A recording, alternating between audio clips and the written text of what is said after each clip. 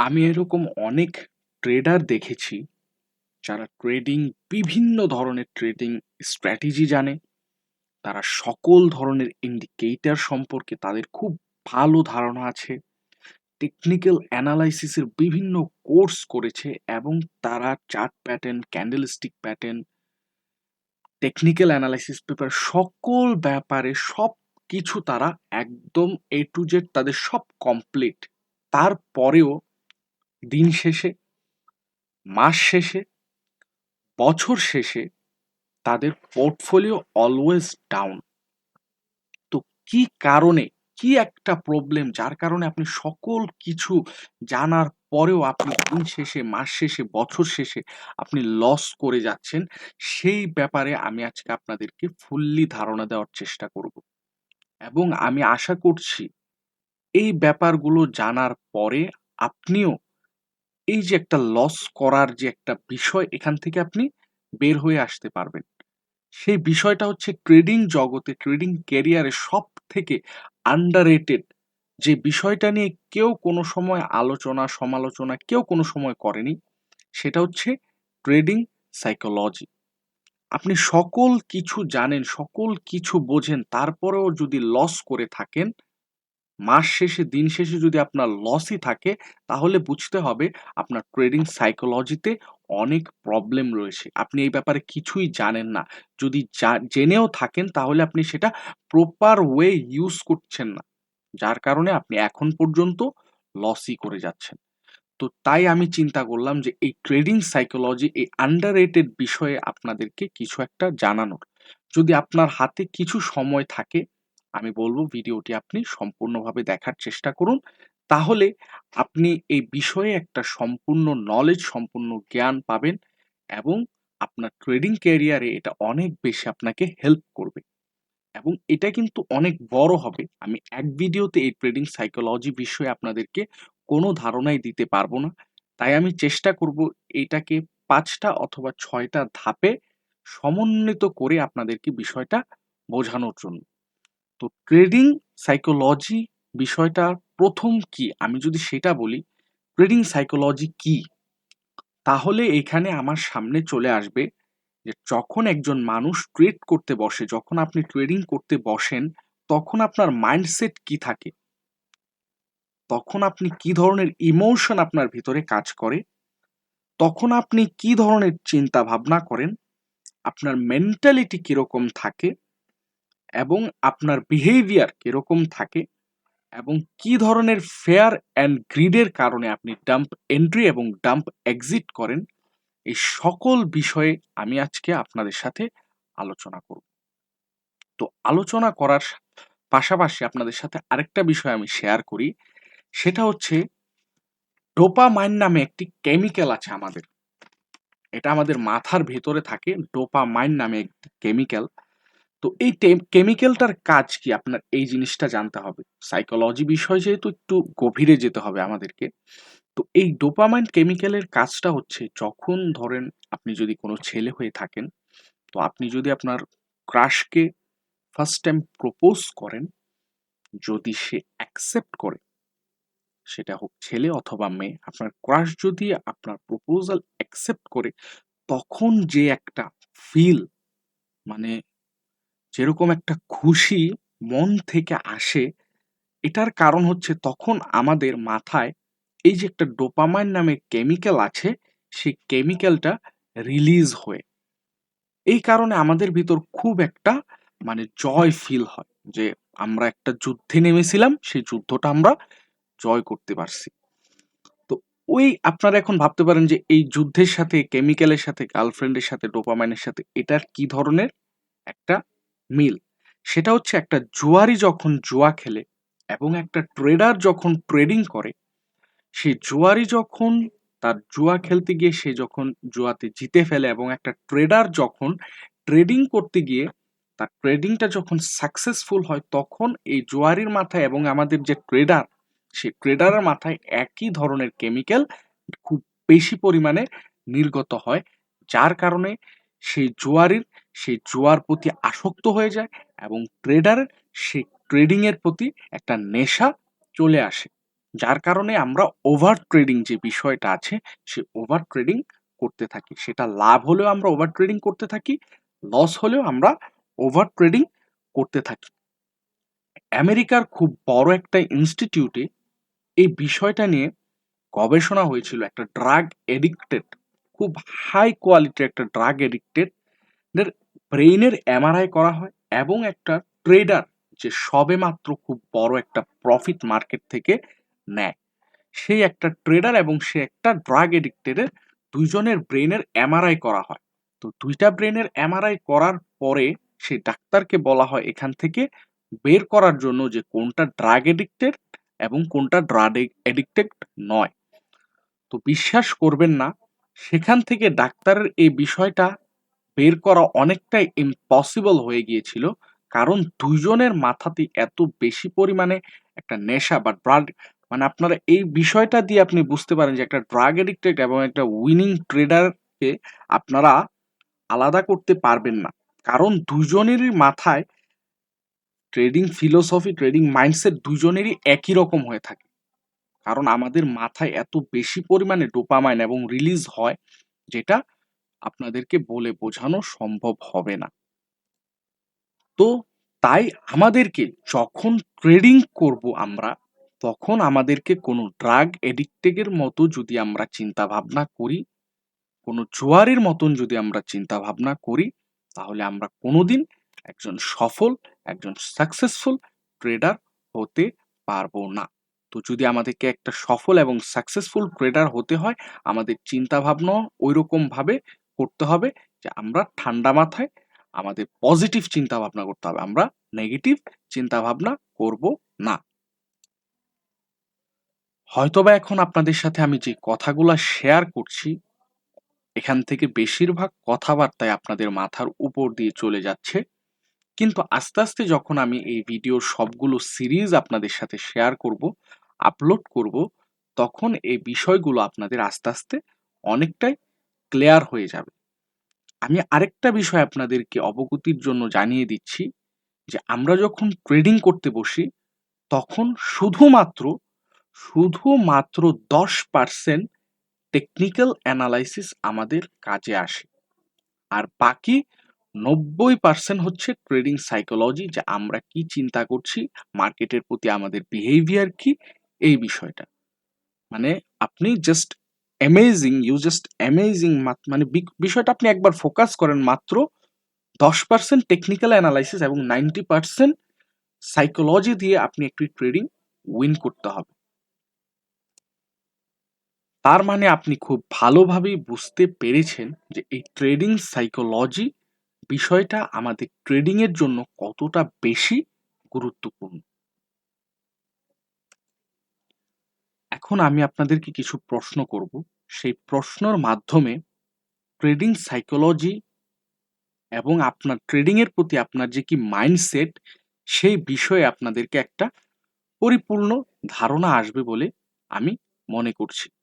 তো আশা করছি সেই সকল প্রশ্নের উত্তরগুলো আপনারা কমেন্ট বক্সে দিয়ে দেবেন, যাতে আমারও বুঝতে সুবিধা হয় যে আপনাদেরও মাইন্ডসেট ঠিক কিরকম এই ট্রেডিং বিষয়। প্রথম প্রশ্ন, যখন আপনার লস হয়েছে তখন আপনার মানসিক অবস্থাটা ঠিক কিরকম ছিল? দ্বিতীয় প্রশ্ন, যখনই আপনার লস হয়েছে তখন কি আপনার মনে কোনো সময় এরকম ধরনের কোনো চিন্তা ভাবনা এসেছিল যে আমি যাই করি না কেন, আমি লং করি না কেন, আমি শর্ট করি না কেন, আমাকে ঘুরে ঘাড়ে আমার লসই হবে এবং আমাকে অলওয়েজ লিকুইডিটি হতে হবে? তৃতীয় প্রশ্ন, আপনি যদি কোনো সময় কোনো ট্রেডে স্টপ লস ইউজ করেন অথবা অন্য কোনো পরামর্শ গ্রহণ করেন, তখনও কি আপনার সবসময় কি আপনার স্টপ লস হান্ট হয়েছে, অথবা কারো ওপিনিয়ন গ্রহণ করার পরে কি আপনার লসই হয়েছে? চতুর্থ প্রশ্ন, আপনার কাছে কি কোনো সময় ট্রেডিং এ এরকম মনে হয়েছে যে আপনার যে প্রফিট, সে প্রফিট আপনার হজম হয় না? আপনার যখন প্রফিট হতে থাকে তখন আপনি ছোট প্রফিট বুক করে ফেলেন এবং নিজের মনকে সান্ত্বনা দেন যে ছোট প্রফিট, ভালো প্রফিট, ছোট ছোট করে আমি এগিয়ে যাব। পঞ্চম প্রশ্ন, আপনি মার্কেটের ট্রেন্ডকে সঠিকভাবে আইডেন্টিফাই করতে পারেন না। ৬ নাম্বার প্রশ্ন, আপনি আপনার কোনো একটা ডিসিশনে আপনাকে অটল থাকতে হলে আপনাকে অবশ্যই অন্য কারো পরামর্শ নিতে হয়। মানে আপনার ডিসিশনের উপরে আপনার কনফিডেন্সটা অনেকটাই কম থাকে।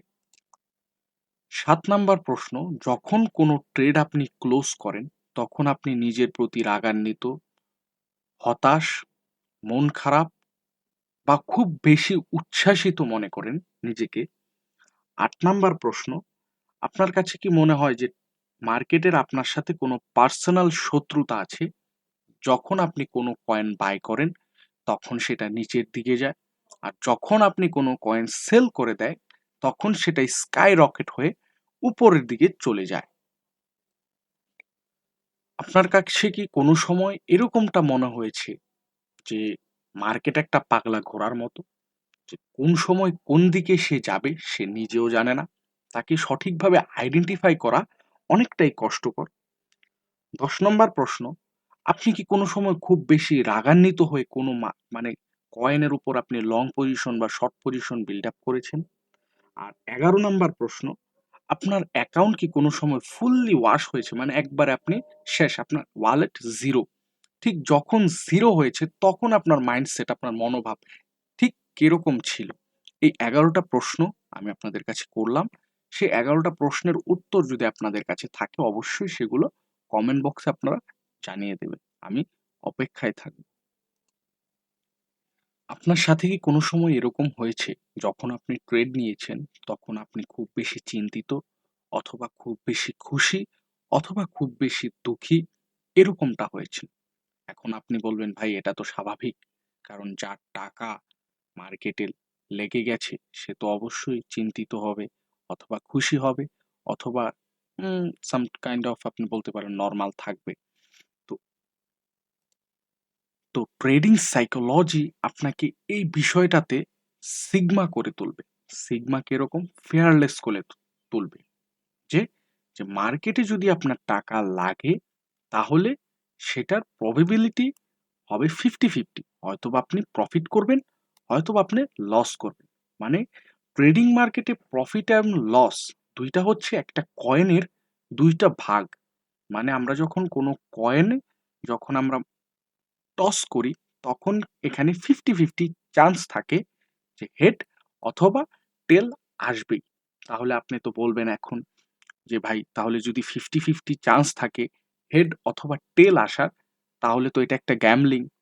না, এই জায়গায় এখন যদি আপনাকে আমি বলি যে ভাই হেড আসার সম্ভাবনা 80%, তাহলে কি আপনি এটাকে গ্যাম্বলিং বলবেন? অবশ্যই না। তো সেই 50-50 কে 80-20 করে দেয় আমাদের টেকনিক্যাল অ্যানালাইসিস। কারণ টেকনিক্যাল অ্যানালাইসিসই আমাদের ট্রেডিং এর প্রবাবিলিটি, উইন হওয়ার প্রবাবিলিটিটাকে 80 50-50 থেকে 80-20 করে দেয়। আর যেই একটা মাইন্ডসেট নিয়ে আমরা কয়েনটাকে ফ্লিপ করব, সেই মাইন্ডসেটটাকেই বলা হয় ট্রেডিং সাইকোলজি। মানে আমি বিষয়টা আপনাদেরকে হয়তোবা বুঝাইতে পারছি যে আপনি যখন ট্রেড করবেন তখন আপনাকে এটা মাথায় রাখতে হবে যে আমাকে হয়তোবা আমি উইন হব, হয়তোবা আমি লুজ হব। কিন্তু ওই জায়গায় 50-50 চান্সকে আমাদেরকে 80-20 করে দেয় টেকনিক্যাল অ্যানালাইসিস। এখন আমরা জানবো যে আপনাকে কেন ট্রেডিং সাইকোলজিতে খুব বেশি ফোকাস করতে হবে।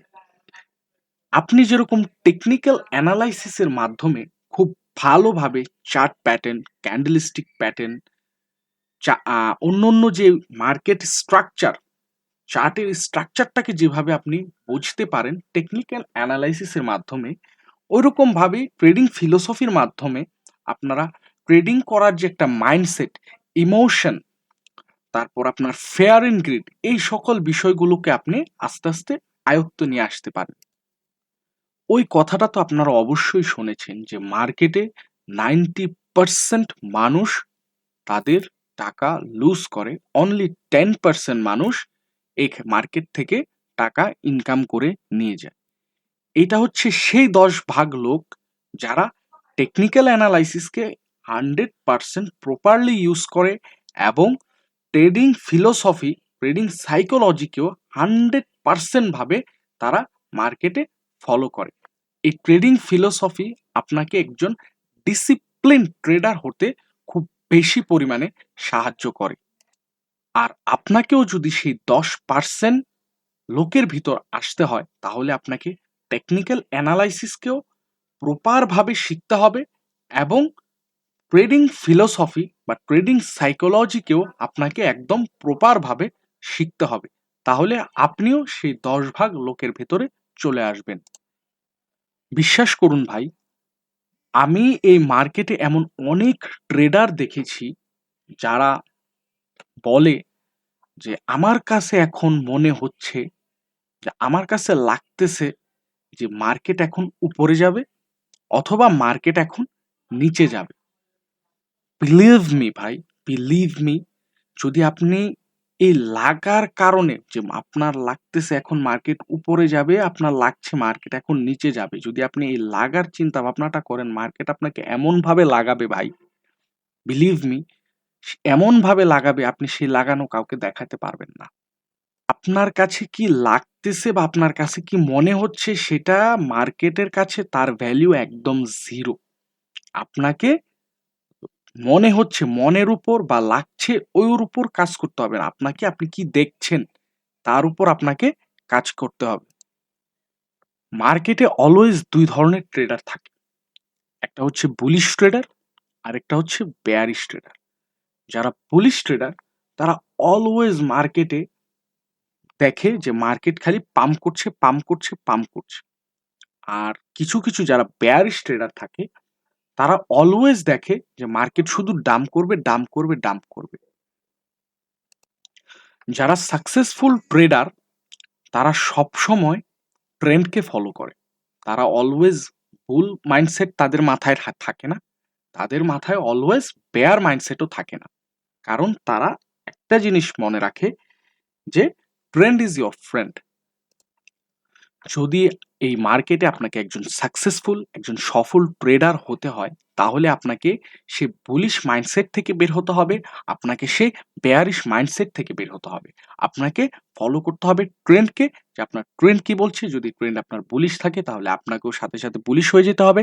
আর আপনার ট্রেন্ড যদি বেয়ারিশ থাকে তাহলে আপনাকে বেয়ারিশ হয়ে যেতে হবে।